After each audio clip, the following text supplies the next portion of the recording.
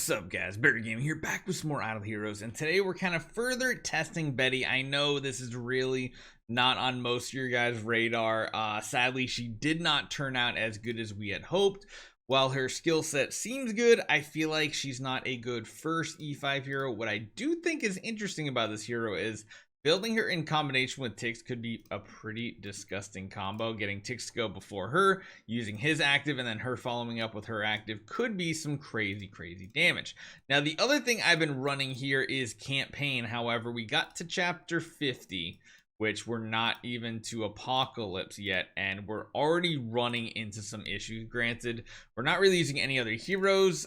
We could probably make it past this with the right amount of CC RNG, and of course using mark removal and stuff. That would be the biggest thing, but again, keeping the enemies locked down is one of her strongest suits here, and you guys can actually see she can make progress here. So one thing I'm going to continue to do on this account in our spare time, we're going to keep grinding with her. We're just going to see how far she can make it. But one thing we have found out is her skill is a lie. Like, literally, did you just watch that combat right there? I'll show you again in another further content here. But there's something in her kit that isn't working correctly, but is a huge plus for this hero. So if you come over to her last passive here, Price of Insanity, the passive skill states when self takes active or basic attacks, the attacker will take 800% damage with an 80% chance to be twined for 2 rounds. This effect can only be triggered up to 2 times each round. At the end of each round, reduces energy of twine targets, all that other stuff. So the only thing I'm thinking is maybe what they mean is this effect can only be triggered 2 times is the actual twine effect. So as you guys saw right there, she does counterattack on every single hit that she gets hit. It's not like Eloise where you need to block. It's just when she gets hit by an active or basic, she's going to turn around and counterattack. Now, one thing I haven't followed through and checked on just yet, and I want to test that live with you guys, is this effect that can only trigger 2 times specifically talking about just twine effects? Because you kind of just saw what that looked like there. It looked like we were doing a lot of counterattacks that were twining. But again, so there's 1 twine, 2 twine. Nope, we can twine 3 times. As you guys just saw, we twined the targets 3 times right there. Which means, yeah, the fact that it says it can only happen 2 times, keep it quiet. It's not true. It's not true at all. That was actually really good, the fact that the Faith Blades didn't get active right there from killing a target. But our counterattacks getting the kills. Ooh, these Faith Blades are pretty nasty. The fact that we get a kill round 1 felt really good previously.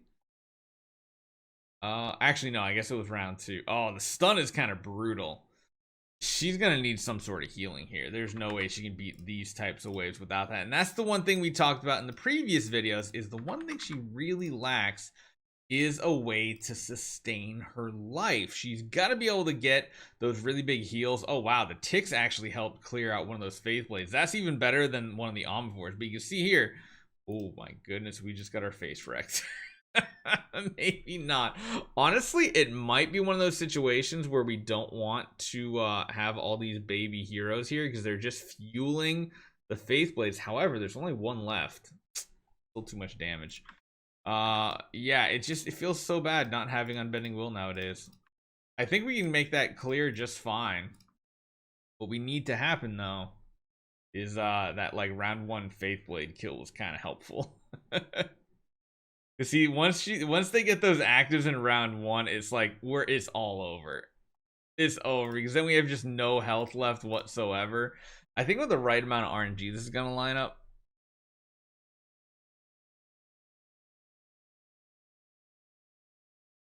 Yeah, those round 1 actives are just absolutely brutal. But I think what we have to do on something like this is literally just take out like all the other heroes. I think I'll leave the Tix in, just because his active does do a decent amount of damage. He does die at the end of the round, but the Faith Blades are getting actives anyway.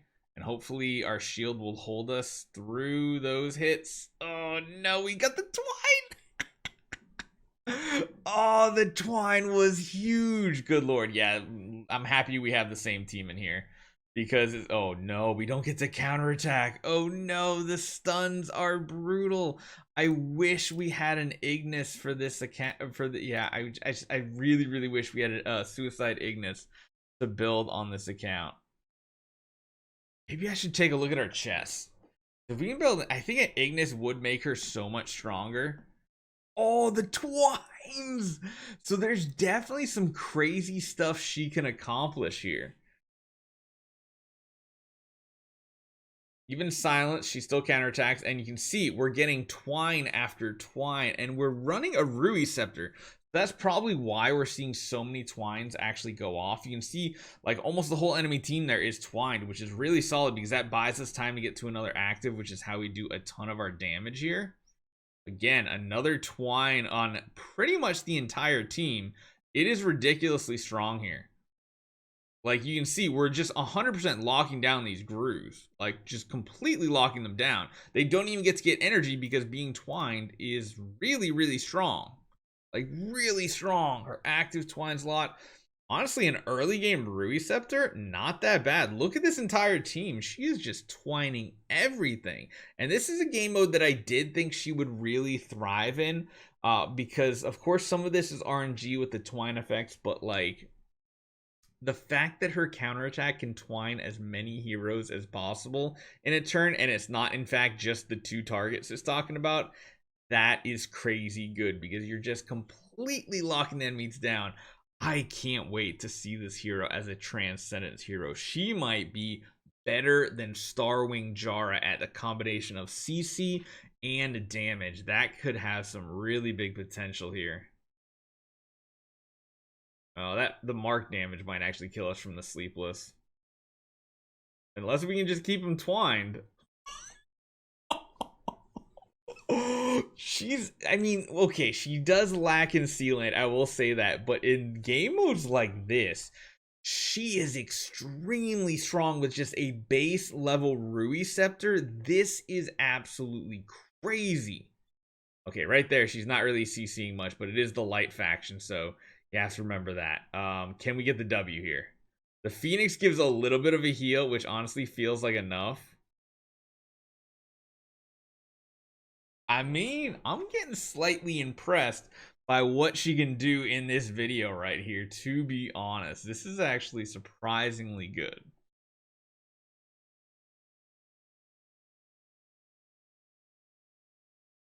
Oh, yeah, I like how her dagger can be like frozen up in the air. Counterattack's really strong, man.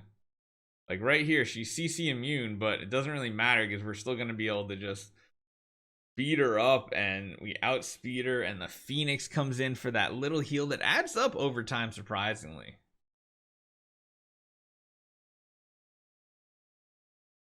Her CC like is really good. I think we already have Tower of Oblivion cleared out, but that would be something that we can check out too, because I wonder how she performs Tower of Oblivion against some of those really sketchy waves. Now, ones like the Mim wave, I don't think she'll be able to beat. Oh no, I think I just crashed our game. Be right back. So we are in a good spot here to actually do some testing. I'm really happy to see that. We're gonna throw our squad back in here. Get those guys back in with the Phoenix. Let's see how this turns out. This is a really difficult wave traditionally. This is one that, like, and obviously you saw it was a big stopping point on our account. I think it still is because Valkyries just put out so much damage. And again, even when we this is the one downside of this hero. If we do CC the Valkyries, we're essentially nuking ourselves because every time Valkyrie gets a CC effect on her, she is going to burn a target. And you guys can see she doesn't quite have the damage for this. Granted, we are going for a Rui, and Oberons are not an issue, but Tower Oblivion, not so much viable. There's absolutely no way she can do this. Sadly, we're already in purgatory on this account, which is really bad for what we want to show off. Who's gonna twine better? Definitely the enemy Oberon. If we were doing like, I think she could get death 100, to be honest. I really do think she could. But yeah, void or just regular campaign, pretty solid, especially considering we're not even using the aura, we're not using the extra heroes in case we come against like something like Faith Blades, and yeah, the twining is absolutely insane.